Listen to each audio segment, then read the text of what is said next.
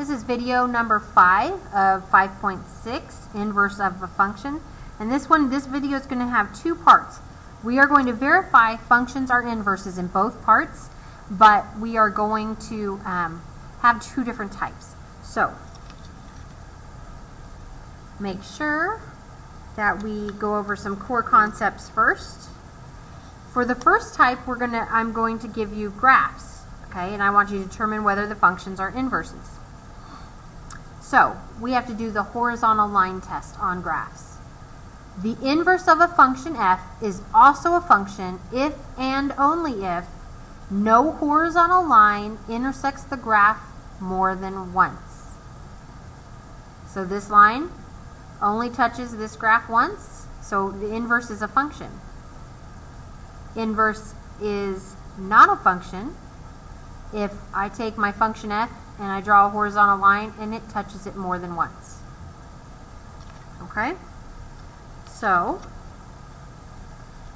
when I have number 9, if I were to draw horizontal lines, and you can draw them anywhere over and over and over again, or you could just take a piece of paper, leave it horizontal, and it's only ever touching your graph one time, so it passes the horizontal line test, we would say, yes, it's a function. Okay?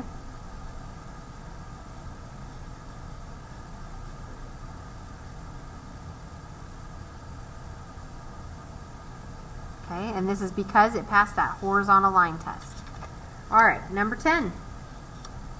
Okay, take a line, horizontal. Uh-oh, no matter what, you can even just look at this axis right here and see it touches it twice. So right there it fails the horizontal line test, so you would just say no. So in the practice, 33 and 34 are just like that. Okay, so keep going, don't stop just because you did that part of the practice. We're going to verify now that these two functions are inverses. Okay, so we do this by taking composite functions. So we want f of g of x to equal x, and we want g of f of x to equal x. Now you may not have seen things like this before, okay? It just means when I take function f, everywhere I have an x, I'm going to plug in the function g. So I'm going to start with the function f g of x, okay? And you would say this is f of g, okay? Alright, so I'm going to take function f, which is 3, then it has an x minus 1. Now everywhere I had that x, I'm going to plug in function g, which is this. So here goes an x plus 1 over 3. And I need to simplify this. Well, look, outside my parentheses, I'm multiplying by 3. I'm dividing by 3, so those are inverses. Cancel out because they make 1.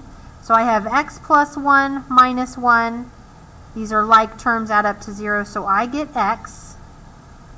So that one worked. Now let's do g of f. So I take function g. Now I have an x plus 1, and all of that is over 3. Now where I have x, I'm going to plug in f of x, which is 3x minus 1. So 3x minus 1. So since this is just adding, I can just ignore the parentheses on top and simplify. I have 3x minus 1 plus 1. So the 1's add up to 0, so I'm left with 3x divided by 3. Those 3's divide to make 1, and I'm left with x. So they both equaled x, therefore these are inverses of each other. So yes, they are inverses. Alright, let's try number 12. All right, we're going to need to take f of g of x. We want it to equal x. And this time I'm just going to do a different color here. And then I'm going to take g of f of x, and I want it to equal x.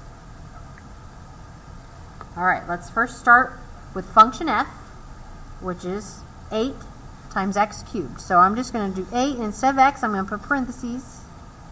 Now where I have the x, I'm going to put g of x. So that's all of this.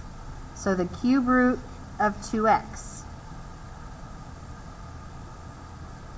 All right, now the root and the power, the index and my power are the same, so they can't cancel to be 1. So I no longer have a root. I have 8 times 2x, and that equals 16x. That is not x. It has to equal x. It does not. So right there, I know these aren't inverses, but I'm going to go ahead and see if, by chance, this one works too, in case that's the one you decide to start with. So function g is the third root of 2 times x. And where I have x, I'm going to plug in f of x, so that's 8x cubed. So I get the cube root of 16x cubed, and you cube root both of those. Well, if I wouldn't have combined it, let me just kind of go back here. I can cube root the 8. I can't cube root 16. So I can have the cube root of 2. That was this first part. And I can cube root all of this. Cube root of 8 is 2, and the cube root of x cubed is x. Well, that doesn't equal the x that I want. So these are not inverses. All right. So now go to the practice and finish it up by doing 50 and 51, and then submit it on Big Ideas and submit your score into Canvas.